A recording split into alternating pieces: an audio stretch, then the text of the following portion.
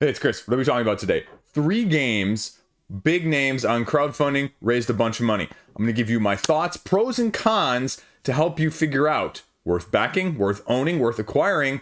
All campaigns are ended, so no FOMO here, but help you make decisions. The 3 games, as you can see set up in front of me, we have the first one, Reign of Hades. Then we're going to be talking Downfall of Magic, Requiem, Downfall of Magic from Ludus Magnus. And then we're going to be talking Steam Power from Wallace Designs.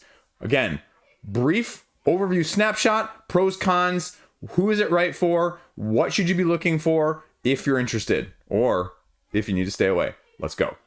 First up, we're going to talk about Reign of Hades, which I have set up in front of me, as you can see here. We have sort of a cooperative scenario-driven system where you are taking one of 2 main phases, alternating between either being in sneak mode, in cover, or in combat. And that's represented by these 2 cards right here, cover and the battlefield. And so what you're going to do is you're going to alternate basically being in and out of these said areas in order to figure out what of the action selection system you're going to be utilizing on a turn-by-turn, round-by-round basis. And that's going to form with the basis of these cards in my hand here. These cards, as you can see, are double-sided, meaning if I'm on one side, if I'm on the cover, I get one aspect of these cards, but then if I turn them around, I have a completely potentially different action or ability if I'm on the battlefield. And how I get to utilize these is the importance, because there is some significant asymmetry as you go along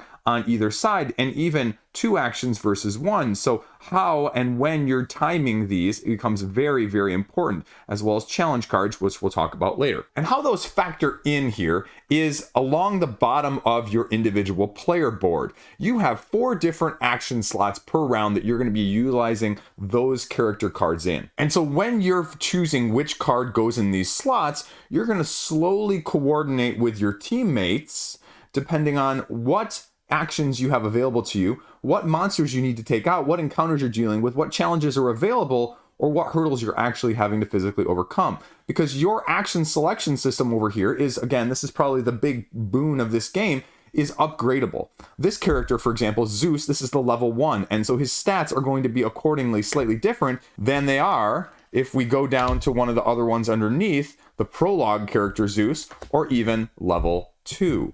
And so these are going to be the asymmetric differences, because you also have your actions on the left and right side that you're utilizing with those cards that I just mentioned in combination of. You're taking one of those cards and saying, I'm going to get one of these cover actions. I'm going to get one start combat battlefield actions here, slot it down here at the bottom, and then indicate which one of these you're actually going to use. Now, I'll be frank, the symbology is not as intuitive as you may like just off the top of your head. It's also not hard once you're actually getting in the throes of things. But you'll notice that as a way of upgrading as well, these tokens, as you level up your characters, actually get upgraded abilities because you can slot them in differently there.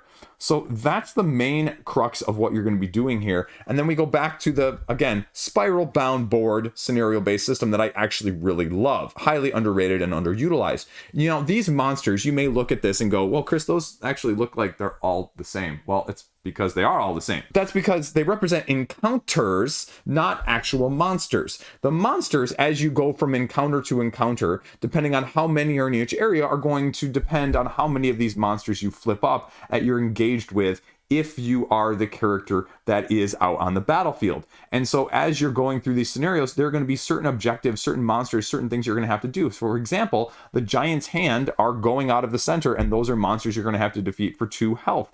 And depending on what they do to you, well, this guy can actually imprison you and put you back in a place you don't want to be in. And so, for example, in this one, the monsters you're going to be looking for are the Drakena, and these are going to allow you to complete the in-game objectives that we got over here on the left side that allow you to essentially make your way through and attempt escape eventually by flipping enough of the right ones up of the tokens that are going to be available to you. Each Drakena you defeat is going to flip one of these tokens up, and the scenario-based system of colors of the tokens underneath are going to give you certain rewards or certain pieces of the puzzle that are going to either unlock other places on this actual physical map that are going to be blocked in between, or allow you to go to certain areas that are going to give you other aspects that you can utilize to achieve the scenario. And these aspects around the outside are the other challenge system that you have available to you here that give you little scenarios, bonuses, or detriments depending on which ones you go to, which ones you have to go to, and which ones you're going to additionally, because you're going to be slowly going through them and figuring out which ones are going to be the ones that you need to be able to get. And then this system, probably the biggest thing is I just kind of like the cooperative nature of it, right? Because it's not like necessarily I have to go. I can coordinate with my teammate in a 2-player game. They're going to give me sort of the support role as well as the main frontline role simultaneously. And I wasn't expecting to like that as much as I did with the cooperative system. You know, at the same time, the big downside of this is I would play this primarily 2-player. I'm not a big fan of the multi-person teams element that this game also offers you. Again, that's my own personal bias, though, in a nutshell. And so I like the fact that one person is having this distinct set of actions, other person this, and then swap in and swap out, right? It's not exactly like that, so don't copy it in that way, but that's essentially what you're doing, and you're slowly trying to move each other around and get around to these other areas in order to, well, figure out what you have to do. Now, it's not non-linear, but it's also, you know, a little bit of a puzzle putting it together of which one of these you kind of have to do. And again, you only have 3 scenarios in this prototype, so I can't speak to the wide variability that will probably end up being in the base game, and it may not be as replayable once you figure out the pieces that are kind of going together. Okay, well, I've got to go check the other cells. I've got to, you know, free the fellow god, and then I've got to reclaim my signature weapons, draw attention, which is going to get me, you know, spoilers if you haven't watched any of the other gameplay videos, find the flute, then find the note that has the music, then plays and allows me to attempt to escape from the giant monster distracting it. So those are the elements of things you're going to sort of have to do, sort of like a Destiny's-esque, minus the app, of course. And so that's the element of things that once you do it, you'll know what to do. But it's going to give you enough of a challenge. At the same time, I didn't feel like it was obtuse, right? You've played enough of these crawl games where you're going, okay, well, I'm going to manage this, I got to manage this. You have 5 actions over here on each side right now. You have a limited number of actions on each side of the board. And it just works. And I like the action card slot system. It just makes it feel meaningful. Which side of the card, which element of the cover versus battlefield are you doing?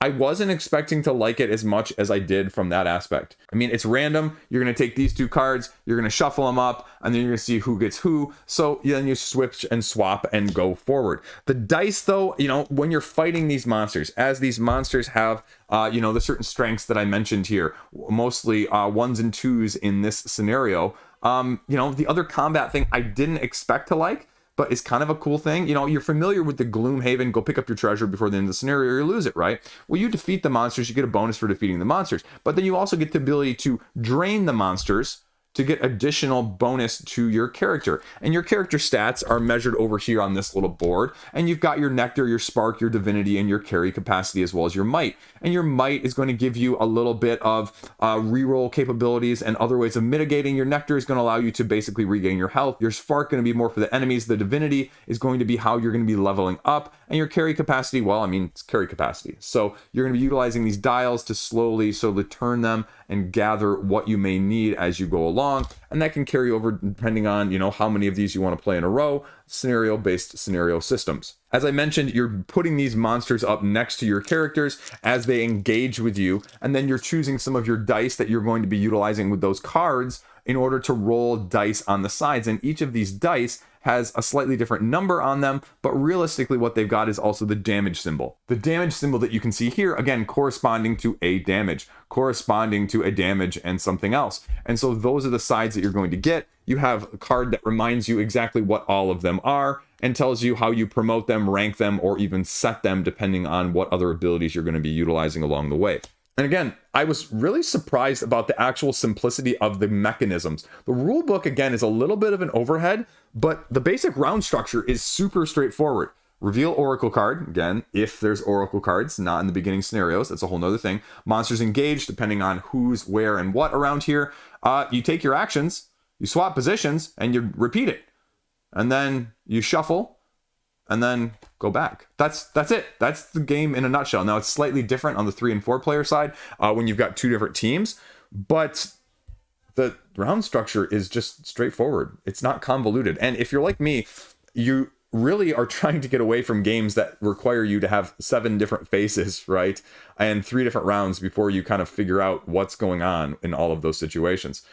So that was a very pleasant surprise. Now, is the monster variability going to be dramatic in the prologue scenarios and the scenarios that I have here? No, it's not. It's not meant to be. It's meant to be straightforward. It's meant to be learning. It's meant to be along those lines. I would imagine you're going to be swapping out a lot more of these cards in order to give variability, because you know what? I kind of like this. I didn't need these miniatures to be all that different. Again, to be frank, these could probably even be minimized to cubes or standees or cardboard tokens as encounter markers, because that's really what they are. And I kind of just like having the different cards and engaging the cards rather than having so much overhead and so much price increase potentially as well from a deluxification standpoint with this versus this. Cons? I mean, again, I think some of the lower overhead, maybe the card-driven gameplay, especially at the lower levels, may not be as satisfying. This is not going to be as heavy tactically driven with these card styles, a la the Gloomhaven, Frosthaven modes, if you will, of having such dynamic variability with the initiative and the positioning. I mean, it eliminates some of that to just make ease of access. And so that's really what you're getting as the trade-off here is this game as a whole. Is that something that you're looking for? It gives you the variability with, again, the upgrade of the player character, the upgrade of the actions along the side, and the swapping of the battlefield actions as you take a teammate cooperative approach. Is that more of what you're looking for, or are you looking for more of a narrative, or are you looking for more of even a very, very strategic plan? This is, again, very tactical in the cards that you're getting back, in the way you're focusing, in the way you're sneaking around, in the way you're maneuvering both in and out of the different phases of the cover versus battlefronts. How do you prefer things? And if that is going to be of interest to you, this is doing stuff significantly different in that way that it's not going to overlap. I like the scenario Spiral Bound Notebook. It's just a convenient slice of life that allows me to get to the table a lot sooner. Again, it's not going to give you necessarily the depth of replayability. It is a little bit more linear than, again, people may like, in that sense of there's just not as widely open. But again, I don't take that as a bad thing, as sometimes I just need a little direction of go from A to B. We're going to throw some stuff in between from A to B, and you know what? You get to do it. The manipulation of these tactically based cards is going to give you some variability, but it's not going to be overwhelming. It's going to feel meaningful without significantly causing any analysis paralysis, and you're going to have some dynamic variability depending on how you draw, but it's not going to be out of your control either. The challenges around the outside, again, mixed things, right? They're sort of set challenges. Once you go do it, you kind of get a sense of what it's going to do, and it's not really something you necessarily have to overachieve, like getting a skill check. And so in a way, that's nice. In a way, you just kind of don't know what you're getting as well when you're spending an action going to one of these spots around the side of the board as well. So those are my thoughts. I mean, again, if you're looking for something different enough from a cooperative standpoint, this is. However, again, I would probably say 2-player preferred player count, just because I don't really fully like the team dynamic in some of these games. The, 2 people taking shared coordinated actions in a setting like that. That's my own personal preference though. And so again, I think solo 2-handed would work great. There's a 3-handed variant, so you can check those out though if you want as well. The other small thing in these scenarios that I kind of like is that they each come with a little bit of their own asymmetry in terms of the extra cards that are going to be available, upgradable, or obtainable, including these extra action cards, again, which are different than what you've gotten to start with, the extra unique items that are going to be character specific to give it a little bit more asymmetry there, and then also even some conditions that will go along with it, whether it's poison or immobilize, forcing you to change your strategy from the get-go, including but also not limited to allies or enemies that may get popped up along the way in order to give you additional ways of mitigating or, a little bonus as you go. Next up here, Requiem, Downfall of Magic, Ludus Magnus, cooperative 1 to 4 players, sort of a choose your own adventure meets an action selection system scenario based with a narrative campaign book. Now, let me be very clear on this. You get your random allocation of tiles set up in the configuration. It reminds me very much of Lord of the Rings with that system of exploration. And what you're going to be trying to do here is trying to gradually explore this landmass set up in the scenario, gradually going through these different areas, flipping them over and revealing them as you're going along. Encounters, events, narrative-driven gameplay exploration. Because not only do I have this book, I have this book, which again has more of your narrative component of, if you get this, do this. If you go here, here are your choices between A and B.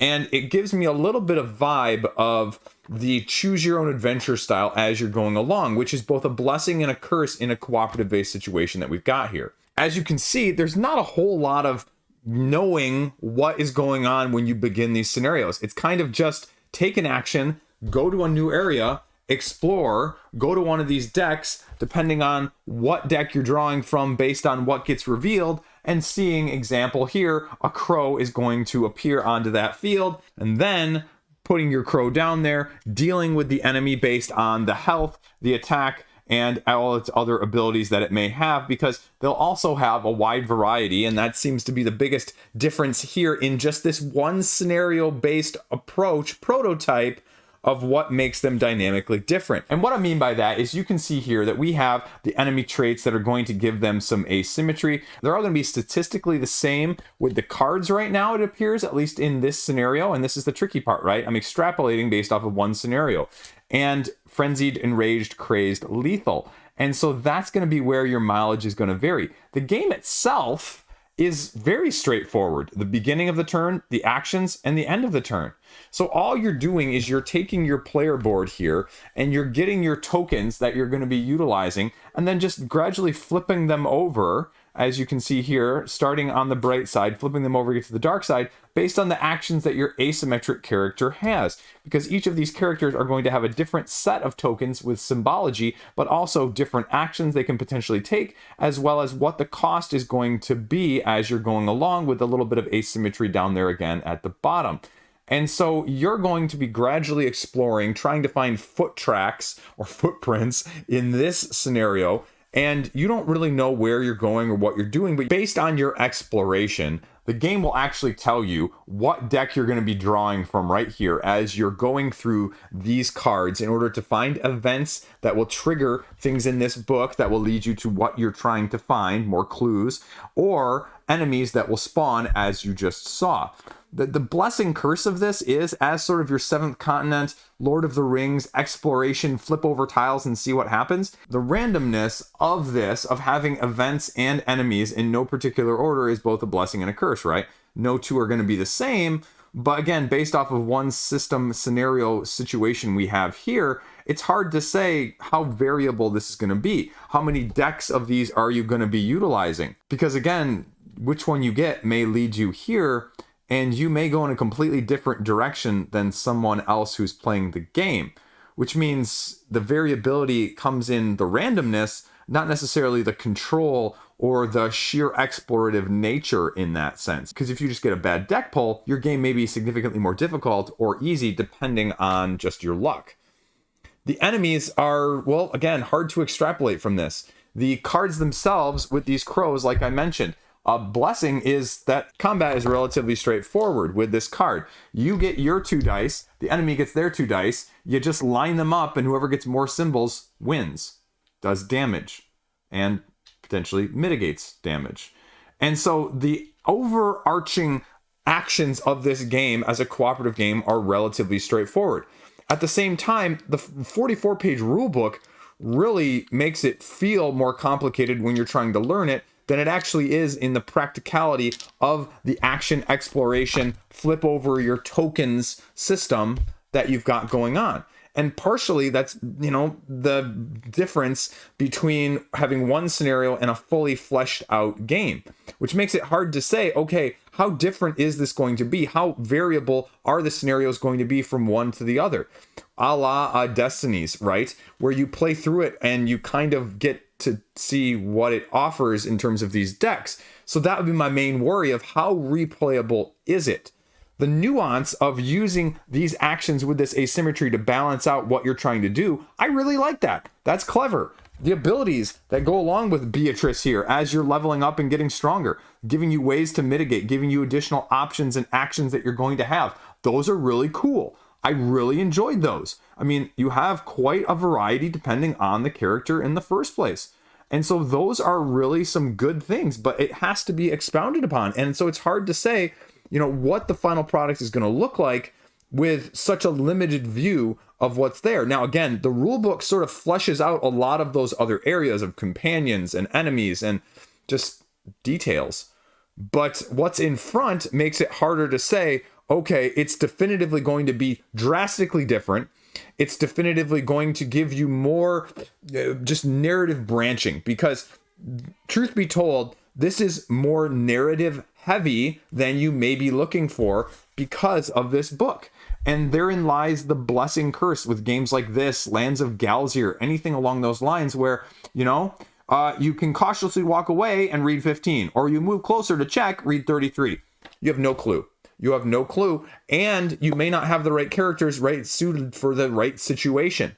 And so is that going to be a frustrating experience for you? Is that going to be an enjoyable exploration jaunt in the haunted forest, a la this scenario in the first place? With the enemies having the traits being the main difference, makes it hard to say, okay, these enemies are drastically different, even if they're the same crow. Because again, the combat system versus the cards is kind of weird. It's very simplistic and straightforward, which again is both a boon and a curse when you just do that and line them up and kind of see what happens, right? It's a little bit of a disconnect for me as a whole. Again, not that it wasn't something that was easy to do, and it seems to be trying to mesh both the explorative randomness with a little bit of the dice-driven combat, which for me is tough to reconcile. Again, because I like the action economy system, but the randomness of this sort of clashes a little bit in my head.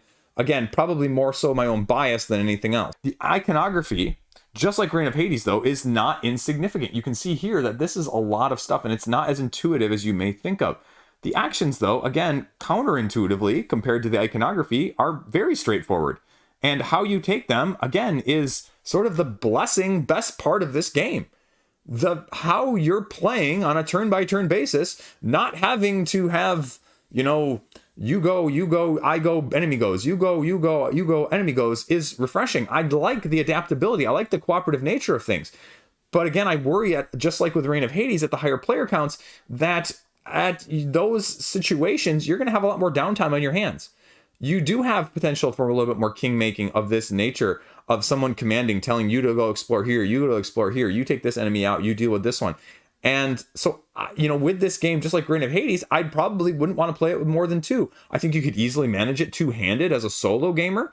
But again, it might be just a little bit too much in between downtime for those at higher player count and groups. You might not feel as meaningful in terms of a contribution side of things. Again, depending on how long these scenarios are. This one is a very short, you only get a couple rounds. It's more of a race exploration rather than a slug them out, slowly crawl through and explore all of these tiles. So again, it's hard to say, are the others going to be very similar in races? Are you going to have slogs where you're going to have to take out enemies, or you're going to have barriers, or you're going to have something else to provide variability in terms of more than just the random setup of the grid and the direction that you can go? It's hard to say. So realistically, I'd like to see more before you say, okay, I'm really all in on this. Because, Ludus does some of the best miniatures on the market, right? The ones I've got sitting next to me over here, these are absolutely freaking fantastic, folks. These are by far and away some of the best miniatures I've seen in a prototype, let alone some of the end game final production miniatures, period. So that's not really in question. It's just, okay, is the gameplay going to match the awesome aesthetic that they've mastered? And it's hard to say right now where that level matchup is going to be. If you're looking for something lighter on the table to play, this is going to fit. This is going to be lighter even than Reign of Hades in terms of what you're doing on the table and the action system. But again, the dichotomy between the action play and the rules to learn it that's where your mileage is going to vary, because that's going to be a little bit of more of a learning curve even than Reign of Hades in that sense. And more so than some of the other cooperative situations. The randomness of the board, again, I didn't think that was a big deal. The die rolls, again, I don't mind dice rolling. But the combination of these systems is going to be very intriguing to kind of see, what does a final product look like? How much variability is there going to be? How many of these decks are you going to be having to deal with? This example scenario has 2 of them, plus the individual events deck over here. So I've got 3 decks right there. Are we going to see more than that? Are we going to see less than that? How are those going to be differing? Are you going to have some control? What are the other elements of things that are a little bit yet to be seen? So they've got a system set up here, but the execution is going to be key. And again, you might just have to wait and see when the pledge manager kind of gets closer to the end of, okay, what other information do I have to make a full decision if this isn't enough for you as well. So that is Requiem, Downfall of Magic. Clever, but incomplete at this point. So we'll see. Last up, Steam Power, Wallace Designs. What do you need to know? Sort of a lighter style track building competitive game. And as surprising as it may be coming out of my mouth, right? This competitive, as much as a fan of cooperatives as I am, might have the highest ceiling or biggest potential, if it can reach it, of all 3 of these games. Now hear me out, because what it does, it distills the game down into 5 different actions that you're going to be taking on this very cloth map, which I really freaking love. And you're paying a deluxe version of this, right, with these chips as well. But you have very straightforward elements of a lighter style train, stock manipulation style of game. Your Age of Steam, only lighter and more accessible for people like me, essentially. Those 5 actions don't make the rulebook thick, but they allow you a lot of strategy. Here, you just have track tiles that you're going to be placing down that are going to be of various nature of straight or curved, or potentially a whole bag that's also going to bring the biggest dynamic to the game as a whole. And these are going to be the overlay ones, where you have multiple tracks crossing each other just like you would in real life. And so therein lies the crux of this, both potential as well as downfall of this game. Because, you know what? I don't think it reaches its potential with the prototype I've got here, and I see where it's going with this, and execution is going to be key more than anything else. All you're doing on your turn, taking 2 of the 5 actions that you can repeat. One of them is just laying track tiles down from one place to the next and marking that with one of your trains, because it makes it your line. And where I'm going with this, you'll see in a second. The second action, and actually you get to place down 2 of them, so maybe I can connect these 2, if you will.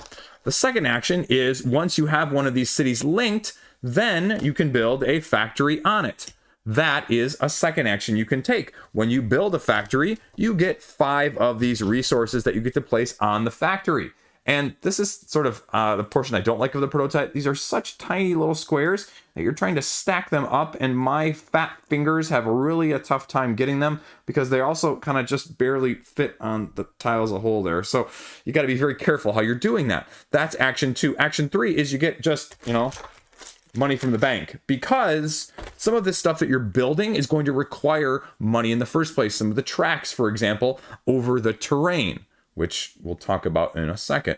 The third action is you have a bunch of these tiles. They're just victory point tiles and bonus tiles, if you will. Here you can see a blown up version of what we've got going with the city, and each of these different color tiles produces different color resources, so you have 4 different ones there as well. And then you also have a 5th one here that just gets you points. You can't read that, it's really dark purple. I can barely read it in the light of this room, but it gets you 4 victory points if you attach to it, which actually gets split, I believe, if I'm recalling correctly. But then you actually have the victory point tiles, and basically all it says is you have to have a line that you can transport these 4 on.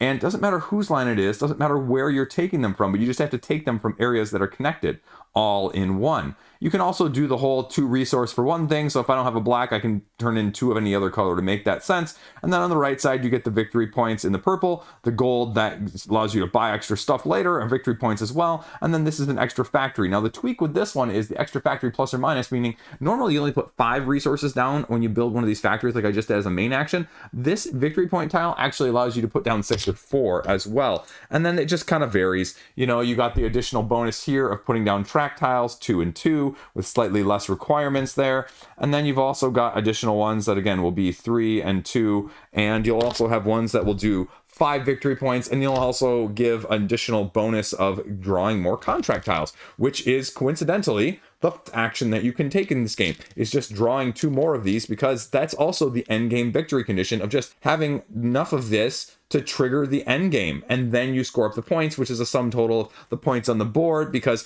as these factories, you want to use them, and as you deplete them, then you get them flipped over, and any of your factories that are depleted actually get you 2 points as well. Then touching any of these purple tiles, as well as the money, 5 to 1, all of those sorts of, things along with the victory points on the tiles. So the 5 actions: you have build your train tracks, cash in your contracts, gather more contracts, gather more money from the bank, or build the factory. So that's it. But then you're going to start having these be connected in other ways. You're going to start having them slowly connect, maybe now having red here and having a red factory. But then maybe I need this color as I'm building this track for the green line. And so then you can steal or buy resources off of these other plateau platforms for the cost of $1 if it's not your factory, and then an additional $1 if it's not your line. So if I needed 2 of these gray ones and I was green, then I would pay $1 for each of them because it's a red factory, and then $1 for each of them because it's a red train, if I'm doing that, again, math correctly. And so that's 4 gold, which is almost 1 victory point. And therein lies the crux of things. You start to be able to math things out a little bit of, well, if I do that, well, then maybe I can cash in this 5er, or maybe I can cash in this 2er. Is a 2 victory points for me worth it a 1 victory point for them, depending on how well you can combo and engine build these bonuses on the bottom. And therein lies the other issue that I kind of mentioned, right? Is that on this map, you have a little bit of terrain. If we zoom out even farther, you can see that most of this terrain is actually around the outside. And the problem with that is the hills and the mountains aren't really emphasized on this map. And the other dynamic where most of your money is used in this game is it's building these tracks, not on the plains, because the plains are free. And the problem is not many of these cities on this map that I have make you make that tough choice of spending partial victory points in order to build the train tracks in the most direct routes. So that's where the map is actually, weirdly enough, the biggest make it or break it for me. And that also puts it in the biggest unknown of potential. Because if you can create those maps right to give it more tension, because that's most of the critique I saw online from people who are playing it on Tabletop Simulator, and I'd echo that, right? The tension isn't necessarily going to be there, especially at the lower player counts. When we played this with 2, you can kind of carve it up almost half and half. You don't need to use a significant portion of the main element of those tiles that I mentioned where you're crisscrossing. Because I didn't mention it, but the crisscrossing tracks actually do not get placed in addition to the open spaces. They actually have to replace a previous space down there. And so with 2, maybe even sometimes 3, that's less important. And it really kind of makes you feel very clever when you can do it well. But it's also very hard in a factory funner style way where you're rearranging and trying to potentially take ones from yours, but not take ones from other people's until you start to get to that end game push. And with a higher player count, it's really going to force the integration and the interaction of these lines and taking other people's resources. Because at the lower 2, maybe even sometimes 3 player counts, your first half of the game is going to be relatively quick. Use your own resources and go. Which, kind of gets rid of the tension or the dynamic element I think a lot of people like in these train games and the stocks and the manipulation of the up and down and, when do I do this and when do I do that? Again, at the lower player counts, money was never an issue. Never an issue on this map. So those are the elements that I would really like to see fleshed out further on other maps that are going to be included in the final production that I just don't know with the only copy in front of me. And I say that because I really think this has a great potential for a combination of like a Nizia tile laying meets train style game. But if you're looking for something heavy, right? If you're a heavy 18xxer or an Age of Steam person, this isn't going to fill your, heart's content whatsoever. But if you're like me and those are too heavy for you, the gameplay is too long, it's too, my head hurts, right? This is an under an hour game, period, even at the 3 or 4 player counts. And that is freaking amazing. Because again, it's dependent on the tiles and the contracts. And so at the higher player counts, you just need less contracts. So it's a little bit of a strategic game, but it's also a race. And I like races. Races and cleverness combined. And that's what this game has the real potential of with a, 4 to 5 page rule book. That is Hansa Teutonica-esque, right? Again, you're going to pay a deluxified element because these are little dominoes in the contracts. Do they need to be dominoes? No. Do these hexes need to be, nice and, the way they are? No, you're paying deluxe. I actually really like this mat. Truth be told, you can't even see the creases on this mat. It was stuffed up for a couple weeks, and then I laid it out, and it just looks fantastic. And I love that element of things. Again, the bags are fine. You're paying a deluxe for the bag too. But the only problem is you can't kind of see what's in the bags. I mean, the green are the contracts because the contracts are green, the tiles are white, and the tiles are... So, a little bit there, it just, kind of, which is what? Again, minor thing. Or you want to pay deluxe for your bag storage tokens. So that's the question you have to ask yourself. Otherwise, the mannerisms, the mechanisms, and the maneuvering is clever but straightforward. I won't say simple because, it is a little bit at the very beginning. But once you get going, and because of the random variable setup, because all I did was just place these cities down on top of the city locations in whatever color organization pattern scheme I wanted. And so the game is going to be completely different as a whole. And that's why it works under an hour. So as someone who doesn't typically have any interest in these games whatsoever, I think this one has some real legs to stand on. And again, that's why I think of all three of these, it has the highest ceiling. That prediction is based off of what comes of the final product, similarly to the other two that I mentioned as well, with the scenarios for Reign of Hades, as well as the scenarios and the dynamic differences that is fleshed out in Requiem as well. So all three of these have potential in their own unique dynamic difference.